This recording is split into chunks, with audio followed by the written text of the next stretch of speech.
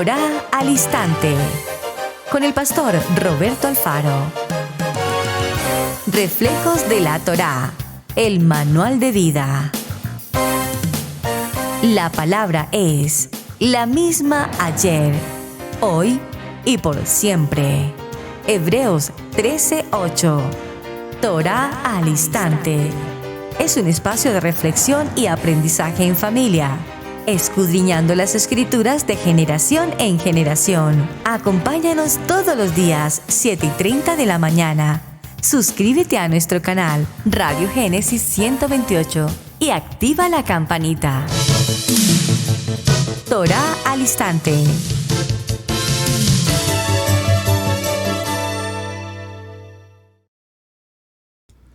Shalom, mis amados hermanos, bienvenidos a este tiempo especial de Torá al Instante. Su hermano Pastor Roberto Alfaro saludándoles y como siempre les brindamos la mejor y cordial bienvenida. Muchísimas gracias, amados de Israel, Casa Integral en las Naciones. Estamos originando desde la ciudad de Cherryville, Carolina del Norte, en los Estados Unidos. Bueno, una semana apasionante, una jornada extraordinaria, un tema que definitivamente ha marcado y nos determinará en nuestra identidad como casa de Israel, como creyentes en nuestra Kadosh Torah, en nuestra Torah, en Yeshua HaMashiach. Venimos desarrollando la jornada de Teshuvah, arrepentimiento, aliyá, de regreso a casa, y creo que hemos avanzado enormemente. Muchísimas gracias, amados, por sus apreciaciones, sus comentarios, sus muy buenos comentarios, sus muy edificantes mensajes. Me alegro, me agrada enormemente, y que toda gloria y honra sea para nuestro Abacadosh, que recibe cada mensaje que ustedes nos envían con gratitud. Lo recibimos realmente con gozo. Saber que este programa de Torá al Instante está siendo de edificación para todos y cada uno de nosotros, incluyéndome a mí, por supuesto. Surgen preguntas e inquietudes frente a un tema tan interesante. Hemos hablado por varios días y semanas ya respecto del arrepentimiento. Arrepentirnos. ¿De qué tengo que arrepentirme? Es una de las preguntas que con mayor frecuencia recibo. ¿De qué tengo que arrepentirme? Y pareciera ser, en términos genéricos, que no hay mucho de qué arrepentirnos, porque pues yo no le hago mal a nadie, yo no tengo problema con nadie, yo nunca le he robado nada a nadie, nunca he matado a nadie, etc. Sin embargo, en la medida que hemos avanzado en el tema, nos daremos cuenta que basta una mirada. Basta, dice la palabra, que si tu ojo te es ocasión para caer, que si tus manos te son ocasión para caer, si un pensamiento, una intención, una acción, una palabra que brote de nuestros labios, en ofensa, en mala intención, en mentira, en engaño, en burla, en arrogancia, en vanidad, en pedancia, aún en ignorancia u omisión, definitivamente hay una condición que se llama pecado. Sin embargo, repito, esta pregunta, ¿de qué manera puedo arrepentirme? Pareciera que es una pregunta un tanto, podríamos decir, hasta ridícula. Pero claro, podemos entender que a lo largo de la historia se han originado también muchas doctrinas o enseñanzas en las que se nos manifiesta pues que el pecado no existe, que pues no es necesario arrepentirse. ¿De qué te vas a arrepentir? De una mala inclinación. Pues si tienes una mala inclinación, una debilidad, pues simplemente la corriges y ya, eso es todo. Simplemente lo dejas de hacer, dejas de fumar, dejas de consumir alcohol, dejas de consumir drogas, etc. Y ya con eso solucionaste el problema. Pero peor aún, tenemos una seria y profunda dificultad que de hecho está haciendo mella en los últimos días, tiempos. No es nuevo esto, por favor. Y es creer, primero, que el pecado no existe, ni es en realidad importante. Y número dos, peor aún, entender que el enemigo, el adversario, Hasatán, tampoco existe. Entonces, si estamos caminando en esas dos vicisitudes que el corazón de mucha gente tiene, pues como diría alguien por allí, cerremos y vámonos, porque entonces no tenemos nada más que hacer acá. El arrepentimiento, como lo vimos, es una decisión, y arrepentirnos significa que venimos de una condición de pecado, desde el mismo huerto en la creación. Por lo tanto, el hombre, con todas estas enseñanzas interpretativas, según la opinión de una persona, de una organización, o de una filosofía, o de una filología, pues han generado un daño profundo en el corazón de muchas gentes, en el sentido de que ya no tienen ni de qué arrepentirse y que tampoco es necesario, repito, pasar por el tiempo de Teshuvá. Estas corrientes, cualquiera que sea, yo no sé si decir toraica, porque creo que no cabe la expresión, pero de pronto desde un punto de vista teológico afirman que el daño que se ha causado al hombre respecto al pecado, pues lo lleva a concluir, repito, que no es necesario entrar al concepto del arrepentimiento. Se ha tratado entonces de minimizar la acción de pecado, cualquiera que sea, conforme a lo escrito o prescrito en la palabra, y se nos da rienda suelta a algo que todos conocemos como el libre albedrío, en el cual el hombre pues tiene libertad absoluta de tomar decisiones en cuanto a lo que es bien y en cuanto a lo que es mal. Este punto de vista, por supuesto, nos trae consigo suficientes evidencias de que esa manipulación libertina, libre, cómoda, entre comillas, está generando tremendas dificultades en el pueblo. Por eso ya hoy, para mucha gente, matar es un negocio. Matar es una actividad laboral incluso. Robar es una profesión. Estafar es una virtud. Cometer cualquier otro índole de pecado, como el adulterio, la fornicación, entre todos los órdenes que tenemos, pues simplemente son una manera de vivir. Es simplemente un estilo de vida, y eso es todo. Por lo tanto, cuando hablábamos ayer del proceso de arrepentimiento en la vida de el Rab Shaul, del apóstol Pablo, vemos cómo él hace referencia particularmente a una palabra que vamos a tener que profundizar y tratar en los siguientes días, que es el de refiriéndose a los gentiles o a los paganos. Y decía que ellos debían entrar a ser parte y conocer directamente de la ley, de la Torá, hablando de la ley en el sentido de la presencia de Yeshua como Torá viviente. Y en el libro de Romanos, en el capítulo 2 y en el verso 14 al verso 16, dice la palabra, escrito está: porque cuando los gentiles que no tienen Torá hacen por naturaleza lo que es de la Torá, estos, aunque no tengan la Torá, son Torá para sí mismos, mostrando la obra de la Torá escrita en sus corazones, dando testimonio su conciencia y acusándoles o defendiéndoles sus razonamientos en el día que Adonai juzgará por Yeshua HaMashiach los secretos de los hombres conforme a lo escrito en la palabra.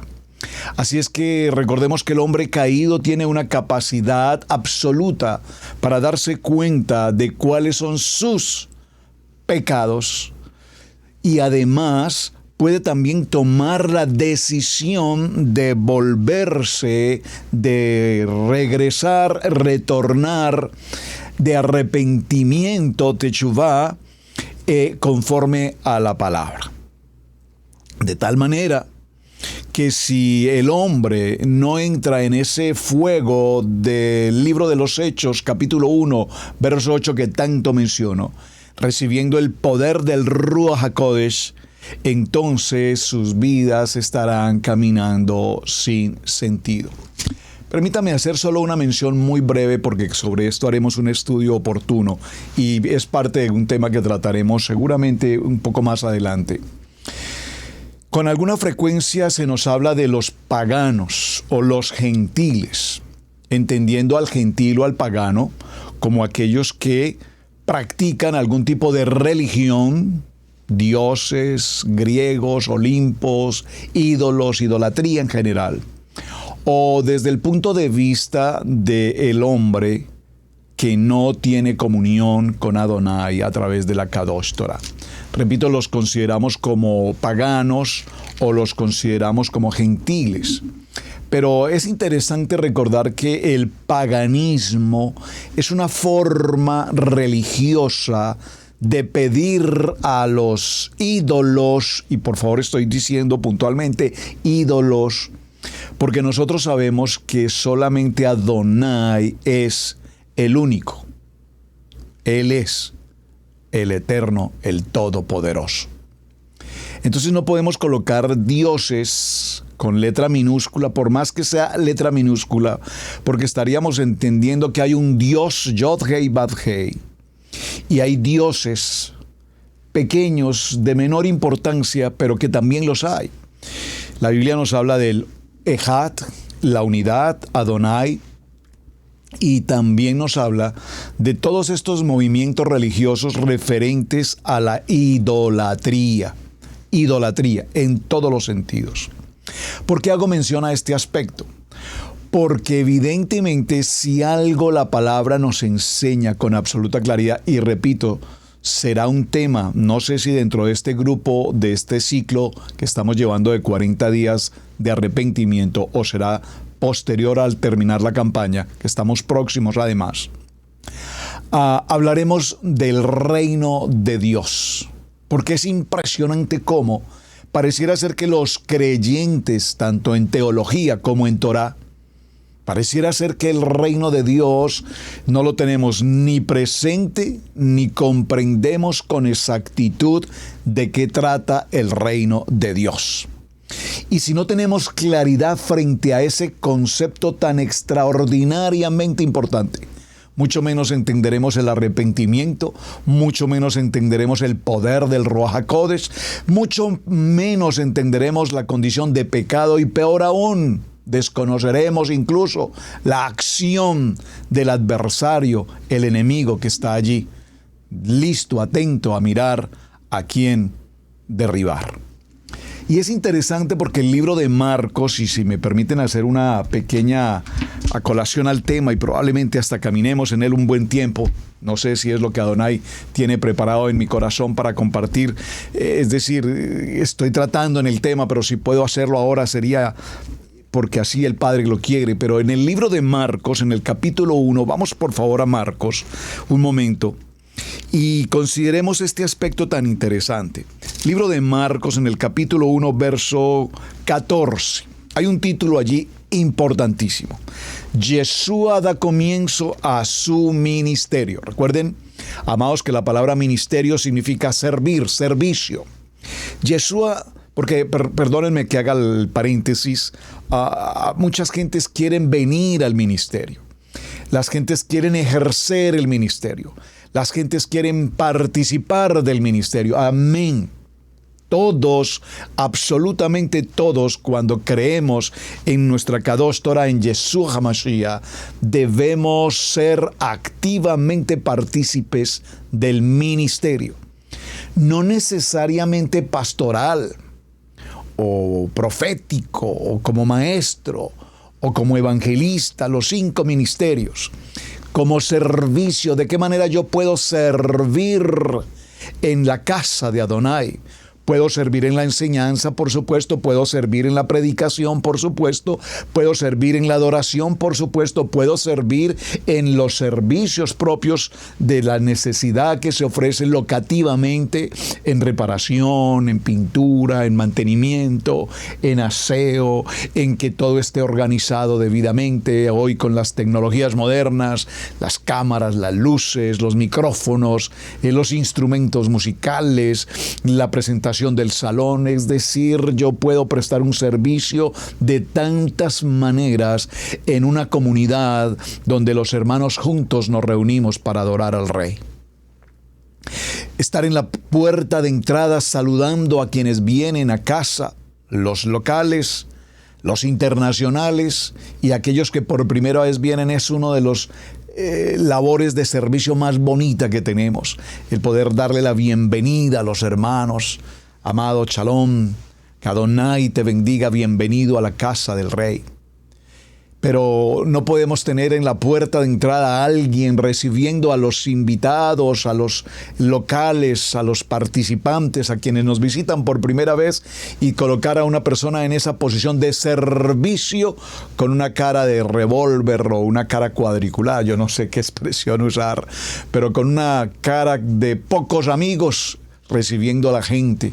Cosa que alguien se acerca a la puerta y cuando ve esa cara cuadriculada dice, uy, pero prefiero ni entrar, pues, como que mejor me regreso, no debería estar aquí. Hasta en eso necesitamos aprender a hacer el servicio con calidad, con mayordomía, creo que es la palabra más adecuada. Marcos capítulo 1, verso 14 dice, después de que Juan el Inmersor fue encarcelado, Yeshua vino a Galilea predicando el evangelio del reino de Dios. Por favor, subraye este texto, que sobre este texto estaremos trabajando próximamente. Vale la pena introducirlo ahora. Diciendo, el tiempo se ha cumplido y el reino de Adonai se ha acercado. Arrepentidos y creed en la palabra, creed en el evangelio. Es extremadamente importante, repito, hacer esta expresión. El libro de Lucas, acompáñenme por favor, en el libro de Lucas, en el capítulo 4 y en el verso 43, ¿qué nos dice la palabra? Lucas 4:43. Leámoslo en el contexto del verso 42. Cuando ya era de día, salió y se fue a un lugar desierto y la gente le buscaba, a Yeshua, a Mashiach. Y llegando a donde estaba, le detenían para que no se fuera de ellos. Pero él les dijo, es necesario que también a otras ciudades anuncie el evangelio del reino de Adonai, porque para esto he sido enviado. Y predicaba en las sinagogas de Galilea. ¿Cómo vamos entendiendo la importancia de lo que significa el reino de Adonai? Si ese concepto, repito, no lo tenemos claro, y repito, tomaré el tiempo para trabajar en ello juntos, entonces después de que esto ocurra, estoy seguro que ahora podemos con toda claridad entender por qué es tan indispensable que hagamos una jornada de arrepentimiento de nuestros pecados y además hacer el verdadero tiempo de techuvá, de retorno, con una mente nueva, la mente de Mashiach, con nuestras emociones bajo control y con nuestra manera de vivir conforme a lo que corresponde a un embajador del reino. Van captando, porque tenemos una tarea. De paso, como la tarea apenas quedó puesta ayer, no he recibido notas o mensajes de parte de ustedes con la tarea. Por favor, ¿qué pasa con la tarea? Mis queridos alumnos, discípulos de Israel Casa Integral, ninguno me ha enviado una nota, es las pocas veces que ocurre. La tarea, pastor, ¿cuál era la tarea? No puede ser que no hayan estado atentos a la tarea. ¿Qué es un embajador? ¿Cuál es la función de un embajador? Y voy a darles unos minutos entre tanto que avancemos en el tema, porque para desarrollar un poquito lo que estamos hablando del reino de Adonai es necesario comprender la labor y la función de un embajador. Nosotros somos embajadores de Yeshua HaMashiach. Pero si eso tampoco lo tienes claro, entonces probablemente tú seas un senador, un congresista, un presidente, un alcalde, un gobernador, pero nada de eso es importante si no eres verdaderamente un embajador. Por eso les insistí en la tarea. Debemos definir el concepto de embajador, quién es un embajador, por qué es un embajador, cuál es su función como embajador y por qué puntualmente la Biblia nos menciona a cada uno de nosotros como embajadores de la palabra. Marcos capítulo 6, verso 33. Mateo capítulo 6, verso 33.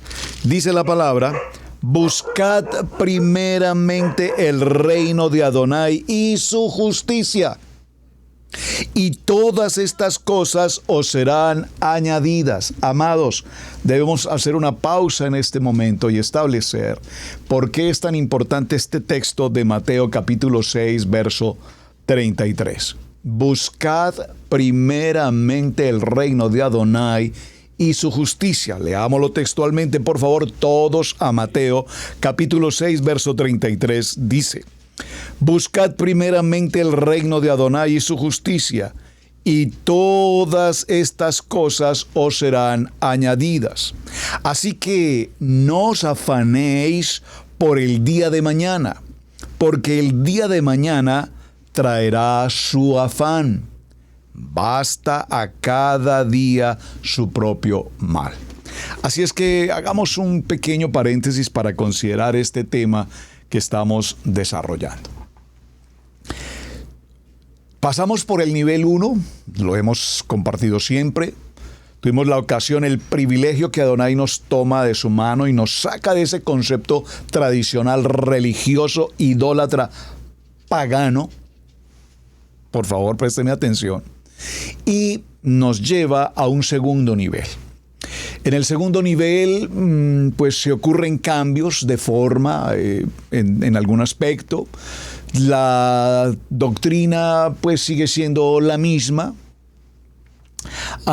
Repito, más algunos cambios de forma, pero evidentemente en el segundo nivel, ya en un aspecto más de carácter teológico, aprendimos, y lo valoro siempre, a estudiar más la palabra, o a estudiar mejor lo que nunca habíamos hecho, estudiar la Biblia, estudiar los libros, conocer la historia, los tiempos, las profecías, los autores, cada personaje, la fe, etcétera, etcétera.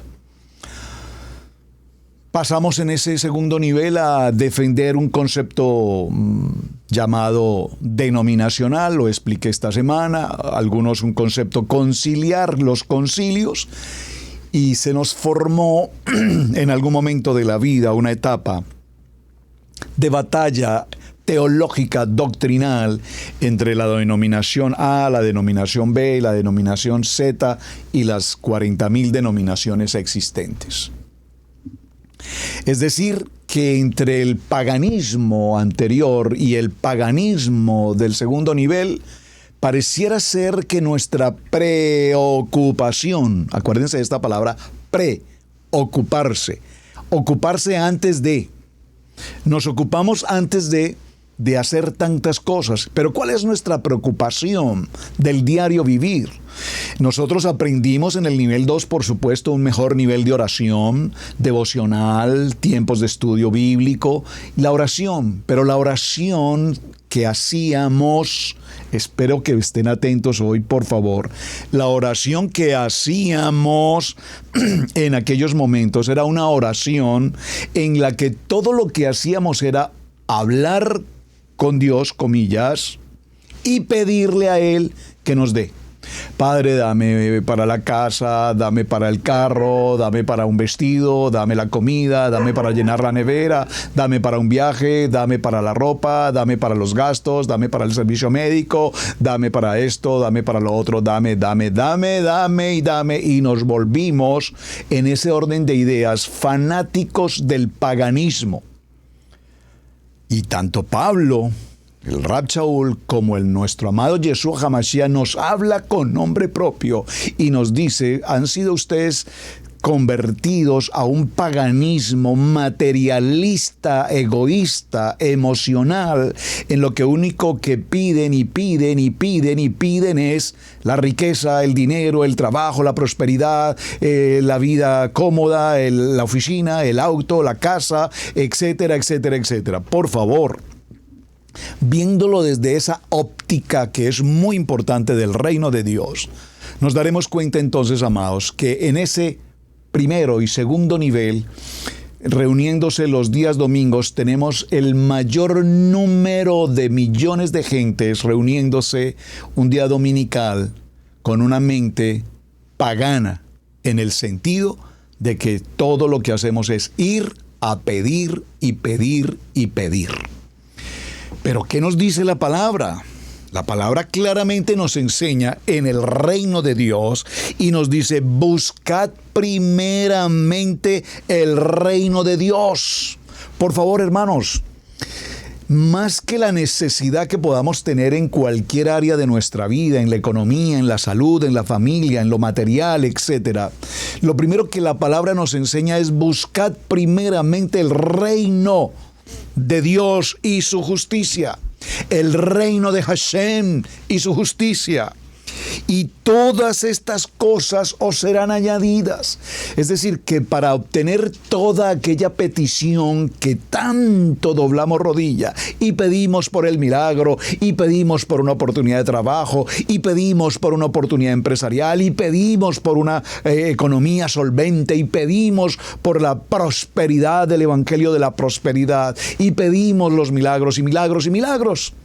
Realmente, cuando buscamos el reino de Dios y su justicia, todas estas demás cosas serán simplemente añadidura.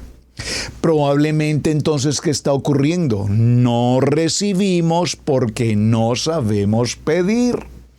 No tenemos porque no estamos haciendo el proceso adecuado y correcto. ¿Cuál es? Buscar el reino de Dios. Pero pastor, ¿y entonces a dónde busco el reino de Dios? Muy buena pregunta, y sé perfectamente que probablemente muchos de nosotros, 20, 30 o 40 o más años estudiando la palabra, y probablemente el reino de Dios nunca lo hemos considerado. Probablemente ni siquiera lo hemos tenido en cuenta. Mis amados, ¿por qué entonces insistí hace un momento en el tema de la importancia de lo que significa un embajador? Vamos a ver algunos aspectos interesantes sobre el tema. Esta palabra embajador es una palabra extraordinariamente importante para nosotros. Representa un embajador, no una posición, un cargo. El presidente de una nación tiene una responsabilidad en la nación, como dirigente, como gobernante, igual un alcalde, igual un ministro. Pero el embajador, a diferencia de un presidente, por ejemplo, no es elegido desde el punto de vista democrático por el voto. Es decir, las personas de una nación, de un país, no eligen quiénes serán sus embajadores en las distintas naciones sobre la tierra. El presidente es elegido por voto, los ministros son elegidos, los gobernadores, los alcaldes, etc. Pero el embajador, a diferencia, vamos a hacer el paralelo entre un embajador y un presidente. El presidente es elegido, repito, por un voto en acción democrática en los países correspondientes, mientras que el embajador es elegido a su vez por el presidente. El presidente tiene la facultad de elegir a quienes serán sus representantes en las distintas naciones sobre el planeta, sobre la tierra, para que ocupe una posición real, una posición de autoridad, no representando la imagen del presidente, representando el valor de una nación. Es así que cuando un embajador, vamos a pensar, el embajador de mi país, Colombia, uno de los embajadores de Colombia, vamos a decir en los Estados Unidos de América, cuando se le pregunta o se le consulta por un gobierno como el gobierno americano a un embajador, ¿cuál es tu opinión frente a este tema? El embajador no emite opiniones ni conceptos de interpretación personal. El embajador se limitará a contestar el pensamiento y la responsabilidad del país que representa. No tengo una opinión personal respecto a esa propuesta, pero como embajador de la República de Colombia, mi gobierno considera que ese proceso es factible o no es factible. ¿A Aquí no hay una apreciación personal. El embajador tiene una categoría en la que representa absolutamente a un gobierno. Esa calidad de embajador en otra nación le da una posición de un cargo, no quiero utilizar la palabra cargo, una asignación diplomática, es decir, su vehículo es un vehículo diplomático, su vivienda es una casa diplomática, su oficina, el personal que trabaje con él, todos adquieren una jerarquía diplomática. Eso les da unas garantías, un respeto, una honra, una posición, porque, repito, no están representando a un hombre, no están representando un pensamiento en particular, están representando a una nación. Y esto es tan extremadamente importante, amados. ¿Por qué? Porque precisamente cuando hablamos del fundamento de un embajador, entonces entendemos que la Biblia en muchas ocasiones nos habla de los embajadores, y los menciona en diferentes ocasiones, en diferentes momentos. Y el antiguo texto en el Tanaj nos menciona 3 palabras hebreas para expresar la idea de un embajador. La primera de ellas es la palabra sir. La encontramos en el libro de Isaías. Vamos a ir allí, por favor, libro de Isaías.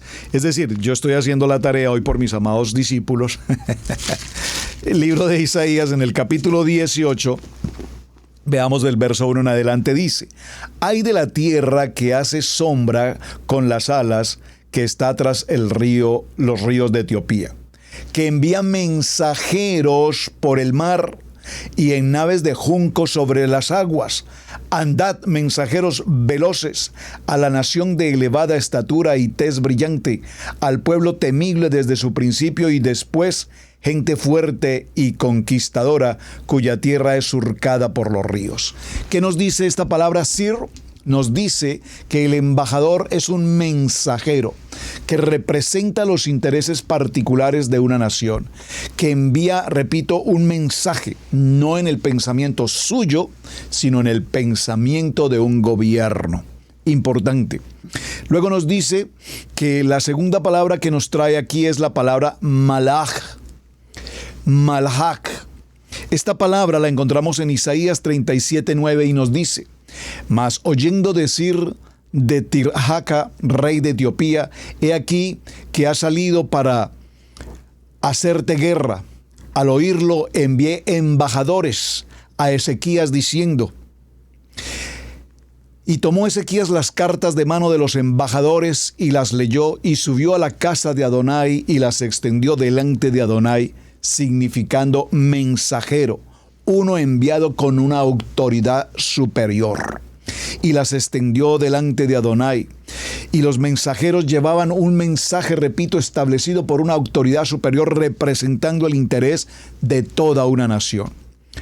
Dice, a su vez, en la tercera palabra que encontramos aquí, en Génesis 42:23, pero ellos no sabían lo que entendía José, porque había intérprete entre ellos. Es decir, que uno llevaba una comprensión autorizada del pensamiento y de la política de su dueño.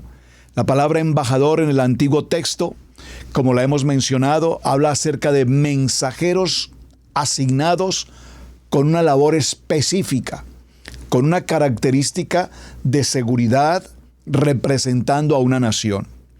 Y en el segundo libro a Corintios, que es el tema con el cual ustedes debían haberme enviado su tarea, con esta cita creo que completamos el contenido, por lo menos de principio, porque lo veremos luego con mayor detenimiento.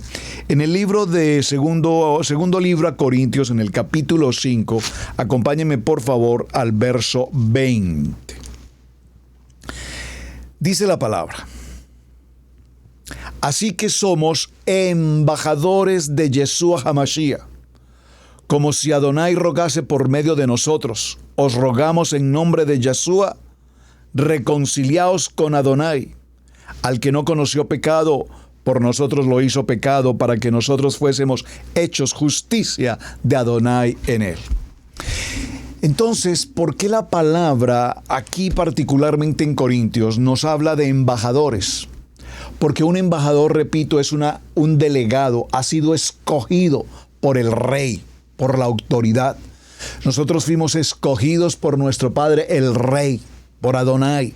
Por favor, dígalo conmigo, soy escogido como embajador. Al ser escogido como embajador, ese embajador tiene una posición diplomática. Esa posición diplomática hace que el embajador goce de todos los beneficios propios de su ejercicio como embajador. Su casa, bueno, vamos a ponerlo en el siglo XXI, su casa, su auto, su alimentación, sus viajes, su salario, sus costos de vida, de familia, la escuela de sus hijos, las universidades de sus hijos, todo lo necesario dentro de su casa, absolutamente todo está pagado. Dígalo conmigo, todo está pagado. Es muy interesante, hermanos, que la Biblia se tome la oportunidad, se tome el tiempo de hablarnos a los creyentes como embajadores. Y no dice que somos solamente un ministro o gobernadores. No, el embajador tiene todo su estilo de vida pagado. Volvamos a retomar entonces la historia. Entonces, ¿por qué el paganismo llevó al ser humano a una religiosidad en el que oramos y todo lo que pedimos es dame, quiero casa, quiero carro, quiero finca, quiero apartamento, quiero un yate, quiero un avión, quiero un helicóptero, quiero dinero, quiero joyas, quiero vestido, quiero esto, quiero? Porque el reino de Dios todavía no ha sido establecido en su corazón. Cuando nosotros establecemos el reino de Adonai en nuestro corazón y sabemos qué es y quién es el reino de Adonai, entonces haremos algo así como lo que ocurrió, repito, con Rab Shaul, que después de ese proceso de su vida, en ese cambio de vida, en su cambio, en su manera de pensar, en su cambio, en su manera de sentir, en el cambio, en su manera de vivir, en su arrepentimiento de perseguir a la casa de Hashem, ahora se dedica exclusivamente a predicar, a enseñar, a compartir el reino de Dios y su justicia. Veamos el libro de los Hechos, por favor, acompáñenme un momento al libro de los Hechos en el capítulo 19, dice la palabra. Aconteció que entre tanto que Apolos estaba en Corinto, Pablo, después de recorrer regiones superiores, vino a Éfeso y hallando a ciertos discípulos les dijo: ¿recibisteis el Ruach HaKodesh cuando creísteis? Y ellos le dijeron: ni siquiera hemos oído si hay Ruach HaKodesh, Espíritu Santo. Entonces, ¿en qué pues fuisteis bautizados? Ellos dijeron: en el bautismo de Juan, hablando aquí de la Tevilá, el Midbe. Dijo Pablo: Juan, el inmersor, hizo Tevilá de arrepentimiento, diciendo al pueblo que creyesen en aquel que vendrá después de él, esto es, en Yeshua HaMashiach. Cuando oyeron estos, fueron bautizados en el nombre de Hashem, en el nombre de Yeshua. Y habiéndoles impuesto Pablo sus manos, vino sobre ellos el Ruach HaKodesh y hablaban en lenguas y profetizaban. ¿Qué es importante aquí, hermanos? Que cuando nosotros compartimos testimonio, cuando nosotros compartimos la palabra, cuando nosotros estamos en una reunión familiar, amigos, donde quiera que estemos, lo que enseñamos, lo que compartimos, lo que vivimos, lo que expresamos es el reino de Dios, Yeshua HaMashiach. La bendición, la verajá que hemos recibido al caminar en nuestro tiempo de Shabbat, al caminar en obediencia a sus mandamientos, al caminar en la celebración de las convocatorias. Hermanos, cuando nosotros subimos al nivel de Torah, lo compartí esta semana y perdónenme que tenga que repetirlo una y cuantas veces sea necesario, no estamos en Torah simplemente por decir, comillas, raíces hebreas. No, es que nosotros somos una congregación de raíces hebreas. Eso no significa absolutamente nada. Yo puedo decir, nosotros somos una congregación de raíces inglesas, o de raíces francesas, o de raíces alemanas, o africanas, yo no sé. Nosotros estamos en Torah, en nuestra Kadosh Torah, en Yeshua HaMashiach. Pero para decir estas palabras es necesario que cambie tu manera de pensar, que cambie tu manera de, dígalo conmigo, de sentir, y que cambie tu manera de vivir. Pastor, lo hemos repetido y lo seguiremos repitiendo durante el tiempo que Adonai me permita compartirlo. Porque cuando decimos que estamos en Torah, pero no vivimos el reino de Adonai, entonces, mis amados, arrepiéntanse, o arrepintámonos mejor. Es decir, ¿a qué se refiere, pastor, que estamos en Torah pero que no cumplimos? A ver, un ejemplo, pastor, un ejemplo. Uno que se me ocurra de momento, uno que tanto comparto. Yo no puedo pensar que estamos viviendo una vida en Kadosh Torah, en Yeshua HaMashiach, y no asistir a Shabbat. Perdóneme. Shabbat es un mandamiento, es una ordenanza, es un estatuto, es una actividad que un creyente en Torah, en Yeshua HaMashiach, lo primero que debe aprender o que debemos aprender. Lo primero que aprendimos al venir a nuestra Kadosh Torah fue saber que empezábamos el tiempo de Shabbat. El reposo, el dejar de hacer. La palabra reposo no la podemos entender como descansar, no, porque nosotros hemos convertido al Shabbat en el día de reposo, y el primer día de semana, el domingo, como no se trabaja, lo tenemos entonces como día de descanso. Entonces tenemos Shabbat al atardecer del día sexto, y el día séptimo dominical lo tenemos como descanso, o sea, doble porción. No, en Israel no sucede así, por supuesto. Ellos tienen su día de Shabbat en el día sexto, al día séptimo, de la tarde al día siguiente, sábado, y el día domingo es su primer día de trabajo, es su primer día de escuela, es su primer día de universidad, es su primer día de labores.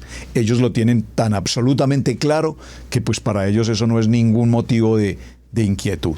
Para nosotros en el occidente, pues obviamente no, estamos en la transición. Para nosotros ya tengo el testimonio de muchos hermanos que han aprendido a tener su día de reposo Shabbat al atardecer del día sexto, entrar al día séptimo, y su primer día de trabajo el día domingo, el primer día de la semana, es ahora su jornada de trabajo. Qué bueno que han podido hacer ese cambio en sus empresas, cambiar el día de reposo, el día de Shabbat, para poder empezar su jornada en el día del primer día de semana.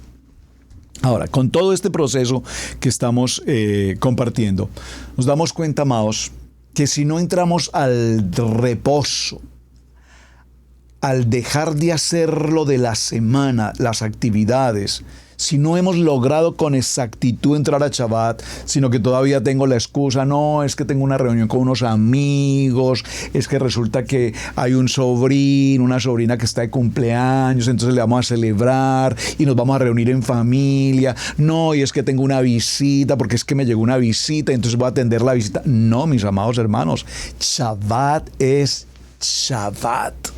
Es mi cita semanal ineludible con Hashem.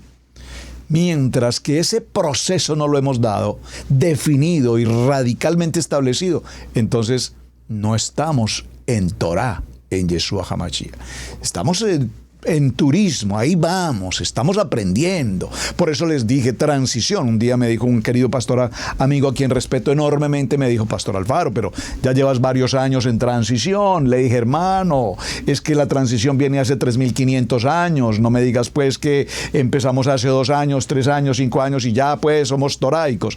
No, hermano, la transición es un proceso extenso, pero tampoco podemos quedar para toda la vida en transición diciendo, bueno, este Shabbat sí y este Shabbat no, por supuesto que no. Empecemos por Shabbat. Otro ejemplo, sigamos por la misma línea. Estamos en las convocatorias de Levítico 23. pastor, qué pena, pero es que resulta que cómo le parece que sucedió, que aconteció y no me lo esperaba, pero preciso como le parece, no puedo estar en la reunión de la convocatoria, no puedo estar en Pesach, no puedo estar en Sukkot, no puedo estar en Yom Kippur, no puedo estar en Yom Teruah, no puedo estar en las convocatorias porque resulta que cómo le parece. Y cuando tú tomas una decisión de cambiar la prioridad de un moedín, una moed establecida por Adonai, no me digas que estás en Torah, en Yeshua HaMashiach. Porque entonces significa que seguimos haciendo lo que me parece, cómo me parece, cuándo me parece, según lo que a mí me parece, en mi confort. ¿Qué nos dice la palabra aquí mismo, ya que estamos en el libro de los Hechos? Veamos un momento, libro de los Hechos en el capítulo 28. Libro de los Hechos, capítulo 28. Acompáñenme, por favor. Gracias por las notas en el chat. Muchas gracias, gracias. Libro de los Hechos, en el capítulo 28, y veamos el verso 30. Dice la palabra, léalo conmigo, por favor. Y Pablo permaneció 2 años enteros en una casa alquilada y recibía a todos los que a él venían, y predicándoles el reino de Dios y enseñándoles acerca del Adón de Yeshua HaMashiach abiertamente y sin impedimento. ¿Lo quiere leer nuevamente conmigo, por favor? ¿Qué pasó con la historia de Pablo que todos conocemos? Viene de perseguir, y permítanme usar esta expresión tan fuerte, perseguir brutalmente al pueblo creyente, al pueblo de Torah, al pueblo creyente de Mashiach. Los perseguía, los apresaba, los encarcelaba hasta la muerte. Y un día se presenta Hashem y le dice, ¿qué tienes conmigo? E inmediatamente, en ese proceso, en ese momento espiritual, sobrenatural, Saulo reconoce que es el Mashiach. Señor, Adón, no tengo nada contra ti, pero cada vez que persigues a uno de estos pequeños, a mí me persigues. Y entonces le es revelada toda la palabra. Y desde ese mismo momento, su pensamiento, sus emociones, su manera de vivir, fueron el reino de Dios y su justicia. Tanto que los que le veían y le escuchaban predicar la palabra de Hashem, a Yeshua HaMashiach, se sorprendían. ¿Es este el que perseguía de esa manera tan drástica? ¿Es este mismo? Parece imposible. Y Pablo se tomaba el tiempo de enseñarle a la gente en su condición de perseguido para matarle. Lo buscaban para matarle, lo juzgaban de una u otra manera, pero se tomaba el tiempo, dice la palabra, de recibir a todos los que venían a él y les enseñaba acerca de Mashiach. Abiertamente les enseñaba del reino de Adonai. Cuán importante este momento, hermanos. Entonces, para retomar un poco la parte que ya habíamos dado como comienzo y hacer un poco el cierre de nuestra jornada en esta parte ya del cierre de semana, ¿tenemos o no la responsabilidad de arrepentirnos? Por supuesto, hermanos. Si todavía yo soy un creyente que estoy caminando en la Biblia, en la palabra, en el estudio, y mi oración de continuo es pedir y pedir lo material, dame esto, dame lo otro. Estamos en una condición, dice la palabra, no lo dice el pastor Alfaro, lo dice la palabra, en una condición de gentil o pagano. El paganismo era una forma religiosa de idolatrar ídolos y pedirles a esos ídolos beneficios de sanidad, de milagros, de una cosa y de otra. Por eso la palabra nos lo ratifica hoy y nos dice, buscad primeramente el reino de Adonai. Para buscar primeramente el reino de Adonai necesitamos en primer lugar hacer una verdadera, legítima y auténtica techuvá. Porque el libro de Juan en el capítulo 8, verso 7 nos dice, el que de vosotros esté sin pecado, sea el primero en arrojar la piedra contra aquella mujer que había sido sorprendida en el acto mismo del adulterio. Y es interesante esa historia, porque fue sorprendida y la palabra no dice, fueron sorprendidos, él y ella, sino que fue sorprendida la mujer. Veámoslo un momento, por favor, estemos en Juan capítulo 8. Ay, Padre, tantas palabras tan hermosas para poder compartir que empezamos a hablar y saben, hermanos, ustedes no se imaginan, yo preparo una enseñanza y estoy aquí con ustedes y brotan palabras por un lugar y por otro, gloria al Eterno por ello, amén. Libro de Juan en el capítulo 8 y en el verso 7.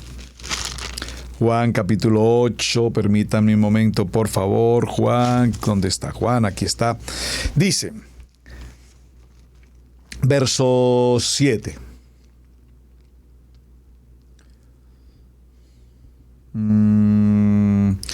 Cuando uno se fue a su casa y Yeshua se fue al monte de los olivos, y por la mañana volvió al templo, y todo el pueblo vino a él, y sentado él les enseñaba. Entonces los escribas y los fariseos le trajeron a una mujer sorprendida en adulterio. Esta expresión aquí es muy interesante, repito, porque dice, a una mujer sorprendida en adulterio. Entendamos el adulterio. Aquí el adulterio nos está hablando de que se trata de una mujer casada en una relación con otro hombre, no su esposo. ¿A quién la sorprende? A la mujer. Mi pregunta es, ¿y el hombre dónde está? ¿El adúltero dónde quedó? Sorprendida en adulterio. Y poniéndola en medio, le dijeron, Maestro, esta mujer ha sido sorprendida en el acto mismo. Es decir, no fue una circunstancia que alguien comentó, esta mujer está en adulterio. No, fue sorprendida en el acto mismo del adulterio, pues es decir, en la acción misma, para poderlo comprender mejor. Esta mujer ha sido sorprendida en el acto mismo del adulterio, es decir, hubo testigos de que vieron y presenciaron la acción misma del adulterio, del pecado. Y la traen consigo al maestro, y al hombre le dijeron, vos no te preocupes, hombre, vete pues para tu casa. Y en la Torá Adonai, en la Torá, Moshe nos ordena apedrear a tal mujer. ¿Tú pues qué dices? Sabemos que estos hombres eran conocedores de Torá. ¿Quiénes? La palabra lo dice. Los escribas y los fariseos conocían absolutamente de la Torá. Pero la pregunta es, ¿conocían del reino de Adonai y de su justicia? Vamos a ver. Porque inmediatamente confrontan a Hashem, a Yeshua, frente a cuál es su posición dentro del contexto toraico. Y aquí Yeshua va a contestar con una palabra como un embajador. Frente a esta situación, tenemos que mirar qué dice la constitución del reino. Y él hace inmediatamente alusión a la Kadosh Torah. Extraordinario. Dice, Maestro, fue sorprendida, y en la Torá Moshe nos ordena apedrear a tal mujer. Mas esto decían tentándole para poderle acusar. Pero Yeshua se inclina hacia el suelo, escribe en tierra con el dedo, y como insistieron en preguntarle, él se enderezó y les dijo, el que de vosotros esté sin pecado sea el primero en arrojar la piedra contra ella. E inclinándose de nuevo hacia el suelo, siguió escribiendo en tierra. Pero ellos, al oír esto, acusados por su conciencia, salían uno a uno, comenzando desde los más viejos hasta los postreros, y se quedó solo Yeshua y la mujer que estaba en medio. Enderezándose Yeshua y no viendo a nadie sino a la mujer, le dijo: Mujer, ¿dónde están los que te acusan? ¿Ninguno te condenó? Amén. Ella dijo: Ninguno, Señor. Entonces Yeshua le dijo: Ni yo te condeno, vete y no peques más. Aquí nos está hablando de una porción del libro de Levítico en el capítulo 20, verso 10, y del libro de Devarim, Deuteronomio, capítulo 22, versos 22 al 24. Es decir, aquí Yeshua nos da el ejemplo del embajador. Él no contestó con su opinión personal. Él contesta con lo que escrito está, conforme, repito, a la constitución legal de la Torá en cuanto al concepto levítico, Vayikra, y establece la orden establece la orden que había sido pronunciada y establecida a través de Moshe.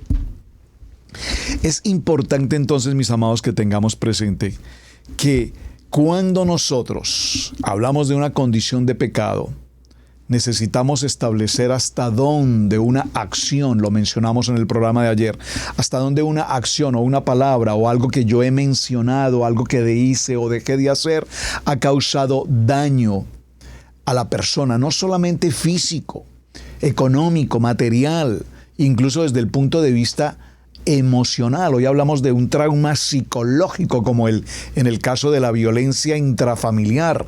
Bueno, es que mi esposo, pues él realmente no me golpea, dice la mujer.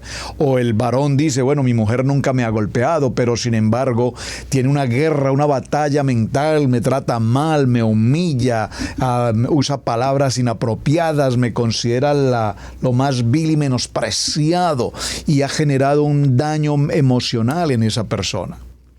Entonces, es necesario, dice la palabra en Marcos capítulo 8, verso 34, que cada uno de nosotros, cuando subimos a este proceso de nuestra Kadosh Torah, ahora como discípulos Kadosh, por favor dígalo conmigo, discípulos Kadosh, hombres de reino, hombres con dominio, hagamos al hombre a nuestra imagen y semejanza y démosle dominio, que sojuzgue sobre toda la creación, autoridad, mayordomía.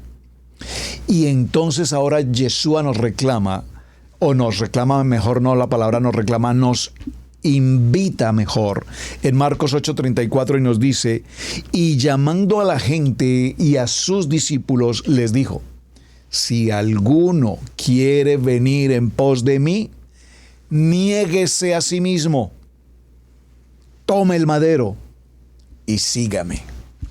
Porque Yeshua nunca jamás dejó de hacer y de cumplir la voluntad que el Padre había establecido. Para esto fuiste enviado y para eso he llegado, a cumplir tu palabra. Padre, yo no te pido que los quites del mundo, solo te pido que los guardes. ¿Saben? Es interesantísimo, amados hermanos, porque veamos este texto un momento ahora que estamos aquí en Juan, capítulo 3. Juan, capítulo 3, verso 16, que usted por supuesto conoce, todos conocemos de memoria. Observen este punto, por favor, atención a la lectura. Estamos a unos 2 minutos ya para terminar, si no estoy mal, sí, el tiempo se nos ha pasado. Observen esto, se los voy a dejar también como tarea porque espero desarrollarlo la próxima semana. Juan capítulo 3, verso 16. Porque de tal manera amó Dios al mundo, que ha dado a su Hijo unigénito, para que todo aquel que en Él cree no se pierda, mas tenga vida eterna. Porque no vino Adonai, no envió Adonai a su Hijo al mundo, para condenar al mundo, sino para que el mundo sea salvo por él.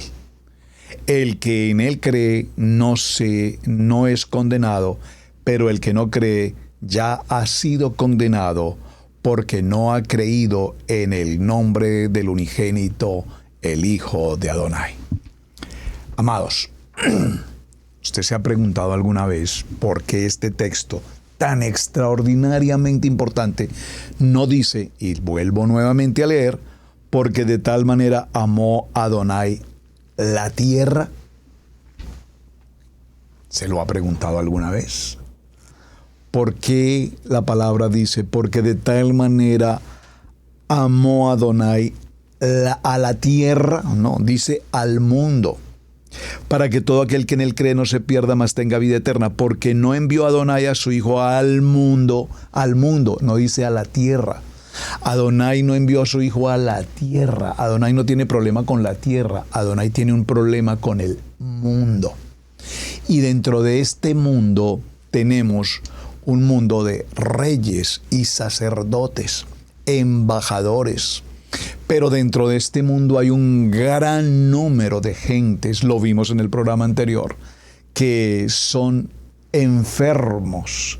Yo no he venido por los sanos, por los reyes y los sacerdotes, Kadosh, que conocen el reino de Adonai y su justicia. Yo he venido por los que están enfermos, por todos aquellos transgresores, paganos, que solo piden para beneplácito suyo y no consideran al Rey de Reyes y Señor de Señores. Bueno, amados, el tiempo se nos agotó. Wow, amén. Gracias, Hashem, por tu palabra. Espero que haya sido de bendición para todos lo que estamos considerando. Una semana apasionante. Para decirles, amados hermanos, pues mañana, para el tiempo de grabación de este programa, estamos en nuestra gloriosa convocatoria y celebración del tiempo del clamor, del tiempo de la trompeta, el día glorioso de Yom Teruah. Así es que están invitados, amados, para que mañana nos acompañen. Estaremos transmitiendo la actividad desde nuestra casa local aquí en la ciudad de Cherryville para todas las naciones. Gracias, amados, por su compañía, gracias por sus mensajes, gracias por compartir el programa en el día de hoy. Recuerden, por favor, suscribirse al canal de Radio Génesis 128. Hasta el día de mañana, mis amados hermanos, muchísimas gracias. Un tiempo especial para todos y de paso, pues ya para todos también, Shabbat Shalom. Muchas gracias. Shabbat Shalom para todos. Y nuevamente, recuerden, tenemos tiempo de Yom Teruah. Shalom. Hemos presentado Torá al Instante con el pastor Roberto Alfaro. Para nosotros es un placer poder servirle. Contáctanos a nuestro correo radiogenesis128@gmail.com. Torá al Instante.